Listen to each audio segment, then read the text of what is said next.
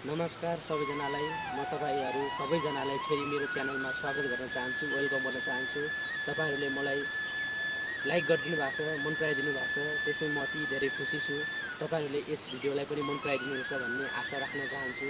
तपाईहरुले अन्तिमसम्म हेरिदिनु हुनेछ अनि यो भिडियोलाई लाइक सब्स्क्राइब गरिदिनु हुनेछ भन्ने आशा राख्न चाहन्छु।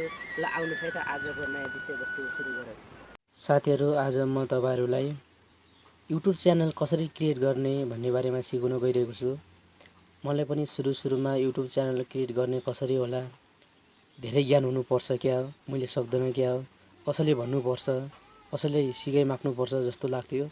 तर YouTube च्यानल क्रिएट गर्ने भन्ने ठुलो कुरो होइन रहेछ। अहिले मैले नि आफैले YouTube च्यानल क्रिएट गरेर यो ज्ञान पाएको छु। आउनुहोस् साथीहरु, तपाईहरुले पनि YouTube च्यानल क्रिएट गर्नुहोस् र आफ्नै देशमा बसेर युट्युबमा काम गरेर आफै महिनामा 20, 30, 50, 60 हजारसम्म कमाउन मजाले सक्नुहुन्छ। यसमा तपाईहरुले आफ्नो युट्युब च्यानल खोलेर तपाईहरुले आफ्नो युट्युब च्यानलमा नयाँ राम्रा कन्टेन्टहरु लिएर राख्नुभयो भने तपाईहरुको त्यस कन्टेन्टलाई दर्शकहरुले हेरिदिनुहुन्छ अनि तपाईहरुले राम्रोसँग यसबाट कमाइ गर्न सक्नुहुन्छ।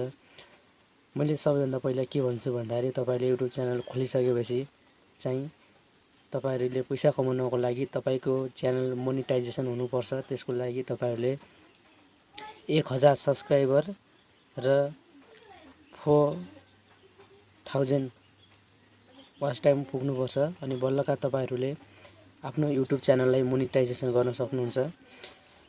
तपाईहरुले आफ्नै क्षमता, आफ्नो खुबी, आफ्नो सिप अनुसारको कला प्रदर्शन गर्न सक्नुभयो भने आफ्नो च्यानलमा तपाईहरुले मजाले महिनामा 20, 30, 40, 50 हजार मजाले कमाउन सक्नुहुन्छ। त्यसैले तपाईहरुलाई म कसरी युट्युब च्यानल खोल्ने त्यसको बारेमा सिकाउन कोसिस गर्नेछु।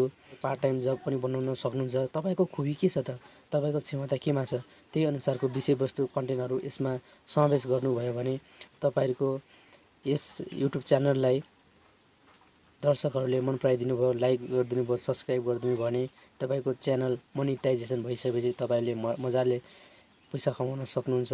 यसले पार्ट टाइम जब पनि बनाउन सक्नुहुन्छ। नेपालीहरु विशेष गरेर हामी कला हुन्छ तर त्यसले प्रदर्शन गर्ने ठाउँ पाइरहेका हुँदैनौँ।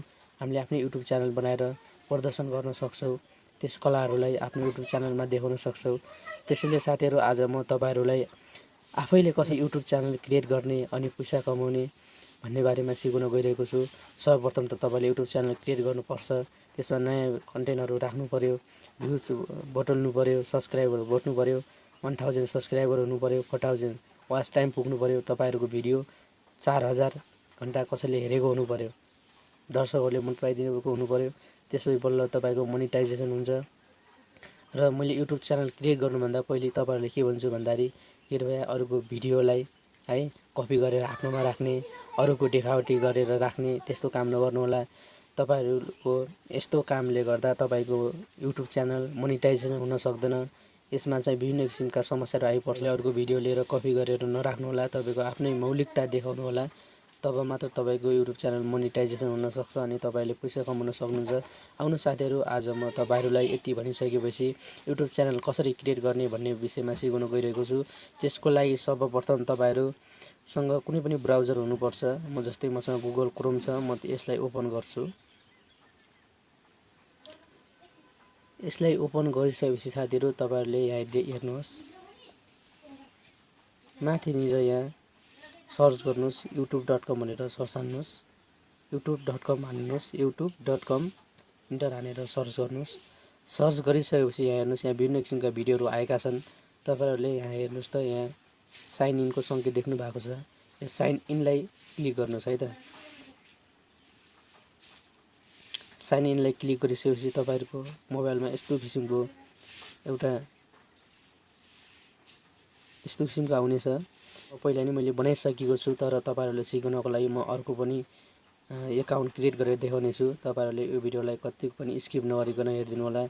तपाईहरुले सजिलैसँग आफ्नै ल्यापटपमा अथवा मोबाइल फोनमा पनि बनाउन सक्नुहुन्छ साथीहरु है। तपाईहरुले आफ्नो मोबाइलको यस्तै गुगलमा गएर तपाईले यहाँनिर आइकन देख्नु भएको हुन्छ, तीनवटा आइकन यहाँ गएर यहाँ तलनिर है त्यो मोबाइल फोनमा भनिरहेको छु मैले। मोबाइल फोनमा त्यहाँ डेस्कटप साइट लेखेको हुन्छ, त्यसमा टिक लगाएर डेस्कटप साइडले अन गर्नुभयो भने त्यहाँबाट पनि मजाले गर्न सक्नुहुन्छ। म चाहिँ ल्यापटपमा गरेर देखाउँदैछु।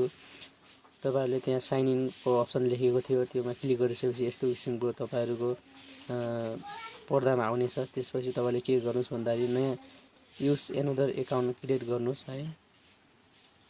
तपाईहरुले आफ्नो यहाँ चाहिँ क्रिएट एकाउन्ट लेखेको हुन्छ। म क्रिएट एकाउन्टमा क्लिक गर्छु। क्रिएट एकाउन्टमा क्लिक गरिसकेपछि म फर माइ सेलमा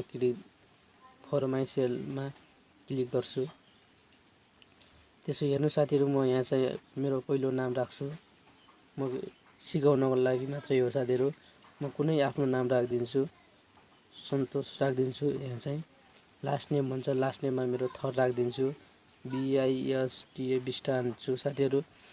त्यसपछि हेर्नुस् इमेल, यो इमेल लेखेको हुन्छ। यहाँ तपाईहरुले आफ्नो इमेल क्रिएट गर्नुस् है। यही पासवर्डलाई म कपी गरेर यहाँनिर पेस्ट गरिदिन्छु।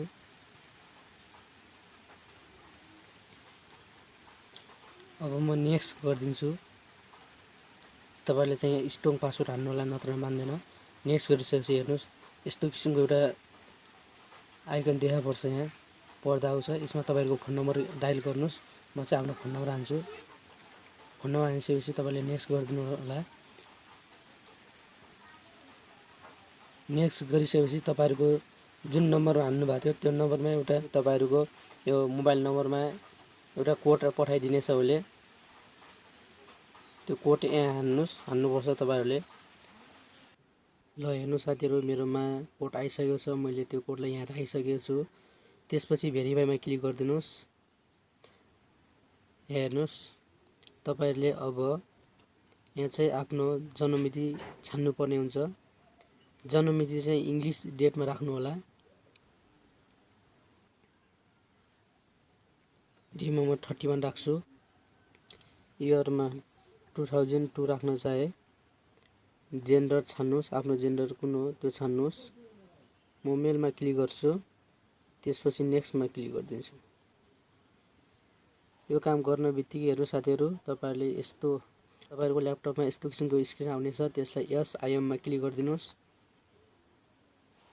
अब तपाईहरुले यसलाई स्क्रोल डाउन गर्नुस्, तलतिर लख्नुस्। आई एग्री मा क्लिक गरिदिनुस्। अब आई एग्री मा क्लिक गरिसकेपछि यस्तो किसिमको स्क्रिन तपाईहरुको ल्यापटपमा आउनेछ। हेर्नु साथीहरु, यहाँ चाहिँ साइन इन लेखेको थियो भने अहिले चाहिँ यस्तो किसिमको आइकन देखा परेको छ। तपाईहरुले देख्नु भएकै होला। यहाँ चाहिँ मेरो नाम लेखेको छ साथीहरु। यसमा क्लिक गर्नुस्। यसमा क्लिक गरिसकेपछि साथीहरु तपाईहरु चाहिँ अब तपाईहरुले नयाँ युट्युब च्यानल क्रिएट गर्ने हो। त्यसको लागि क्रिएटर च्यानलमा क्लिक गर्नुस्। हेर्नुस् त मेरो नाम पनि लेखेको छ, मेरो जीमेल आईडी लेखेको छ है।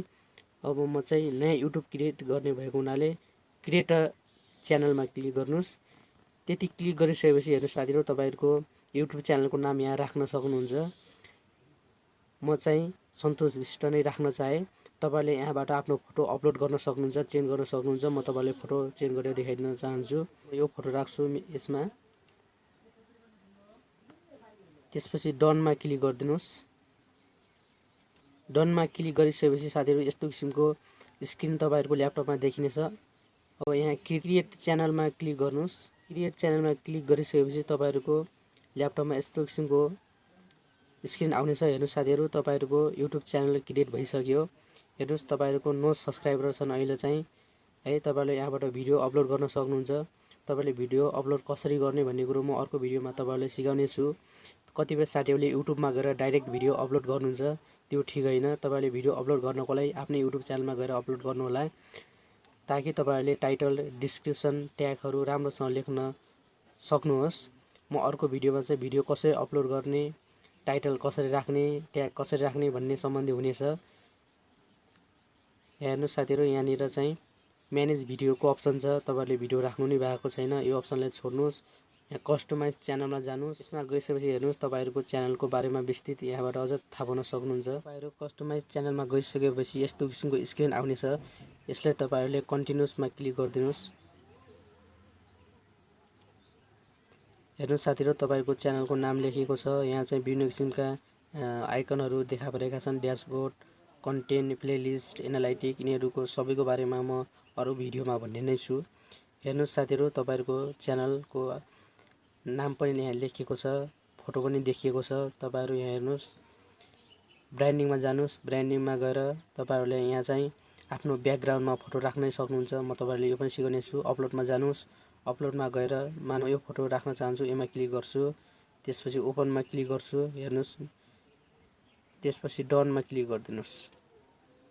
डनमा क्लिक गर्न बित्तिकै तपाईँहरूको हेर्नुहोस् यहाँ चाहिँ आफ्नो ब्याकग्राउन्डमा फोटो गइसकेको छ। यो गरी बेसिक्स इन्फर्मेसनमा हेर्नुहोस्, यहाँ तपाईँहरूको युट्युब च्यानलको नाम लेखिएको छ। तपाईँको च्यानलको नाम यहाँबाट चेन्ज गर्न सक्नुहुन्छ। डिस्क्रिप्सनहरू यहाँ लेखिएको छ।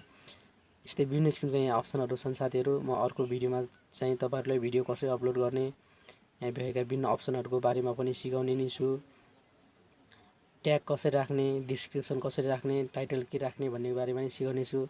हेर्नु साथीहरू, तपाईँहरू चाहिँ सजिलैसँग आफ्नो युट्युब च्यानल क्रिएट गर्न सक्नुहुन्छ। युट्युब च्यानल क्रिएट गर्न कुनै पनि गाह्रो छैन। तपाईँहरू सजिलैसँग क्रिएट गर्न सक्नुहुन्छ।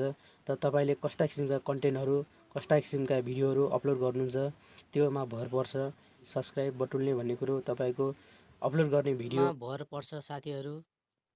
सुन्नु न, म त भन्छु जीवनमा असल अनि चतुर लाइक सब्सक्राइब गरेर मात्रै जानु होला है हजुर।